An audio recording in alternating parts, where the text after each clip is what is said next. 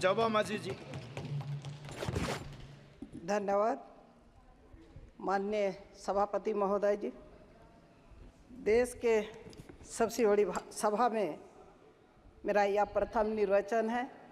इस गौरव के लिए मैं देश की जनता को अपनी संसदीय क्षेत्र के मतदाताओं के प्रति हृदय से आभार व्यक्त करती हूँ। मैं न्याय और विकास के लिए सदैव इनके साथ खड़ी रहूँगी। सभापति महोदय, सरकार के द्वारा माननीय राष्ट्रपति के अभिभाषण के माध्यम से अपनी प्रशंसा की है और भविष्य की योजनाओं के सपने दिखाए गए हैं। सभापति महोदय, अभिभाषण में स्थिर और स्पष्ट बहुमत की सरकार की वर्तमान सरकार की चर्चा की गई है। तकनीकी तौर पर सदन में सरकार को बहुमत तो प्राप्त है, परंतु जनता की नाराजगी स्पष्ट रूप से व्यक्त हुई है। आपके माध्यम से मेरा आग्रह होगा कि सरकार देश के मतदाताओं की भाषा को समझ ले, उनके अनुसार नीतियों अपने व्यवहार में परिवर्तन लाए, देश की बात करें, न्याय की बात करें। 18वीं लोकसभा के चुनावों की भाषा स्पष्ट है। स्थिर और स्पष्ट बहुमत की सरकार ये नहीं है। दुनिया की सबसे बड़ी, सबसे तेज़ी से बढ़ने वाली अर्थव्यवस्था की बातें अभिभाषण में की गई है। 2014 में 11वां स्थान से 2024 में 5वें स्थान पर आ चुकी है। लक्ष्य तीसरी स्थान पर लाने का है। मैं झारखंड के कोल्हान क्षेत्र का प्रतिनिधित्व करती हूँ, जो जनजातीय बहुल क्षेत्र है। इन आंकड़ों का मुझे पता नहीं, परंतु अपने क्षेत्र में आय के साधन, गरीबी, बेरोजगारी, बीमारी को देखकर यही लगता है कि अर्थव्यवस्था का समतामूल्य न्यायपूर्ण बंटवारे पर अभी हमें और बहुत कुछ करने की आवश्यकता है। महोदय, सरकार ने बीते 10 वर्षों में 4 करोड़ पीएम आवास का वितरण किया है। महोदय, मैं आपके माध्यम से सरकार का ध्यान आकृष्ट करना चाहती हूँ।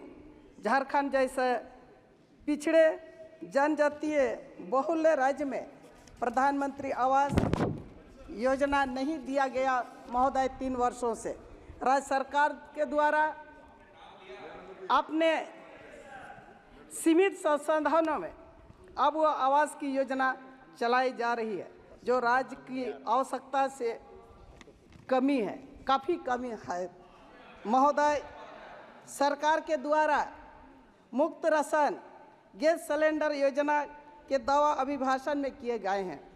मैं पुनः आपके माध्यम से सरकार का ध्यान आकृष्ट करना चाहती हूँ कि देश के बहुत बड़े क्षेत्र में, सुदूर क्षेत्रों में, जनजातीय क्षेत्रों में इस योजना का लाभ वाहनों को नहीं मिला है। महोदय,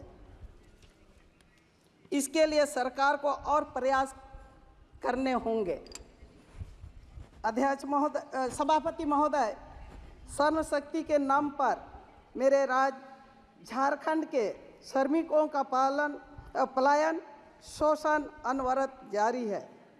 गरीब अपने अधिकारियों से अभिज्ञान खान मजदूरों, दूसरों प्रदेशों में जाकर काम करने वाले श्रमिकों को अनकारण, छटनी, बेरोजगारी, बीमारी से जब तक नहीं बचा पाएंगे, उनका सम्मान की बात करना बेमानी होगा। महोदय, इसी तरह से युवाओं के लिए भविष्य के साथ सरकार की विसन्नता खतरे में है।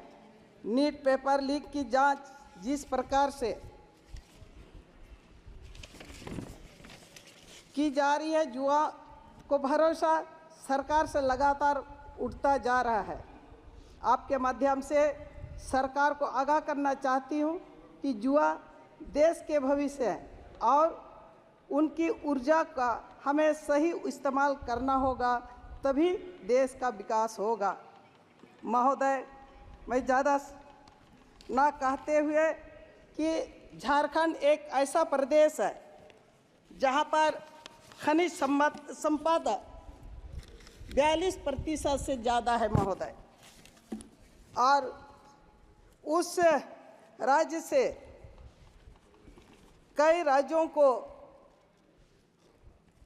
विकास का कार्य में जोड़ती है, मगर झारखंड राज्य अभी तक हम लोग वहाँ पर ठीक से जनजातियों का विकास नहीं कर पाए हैं। मैं आपके माध्यम से सरकार से आग्रह करना चाहती हूँ कि उस राज्य को झारखंड जैसा आदिवासी बहुल राज्य है विशेष दर्जा मिले और संपूर्ण विकास वहाँ पर हो, और झारखंडियों का एक पहचान आपके माध्यम से सरकार से मैं मांग करती हूँ कि आदिवासियों का पहचान सरना कोड लागू किया जाए ताकि एक आदिवासियों का अपना पहचान बना सके।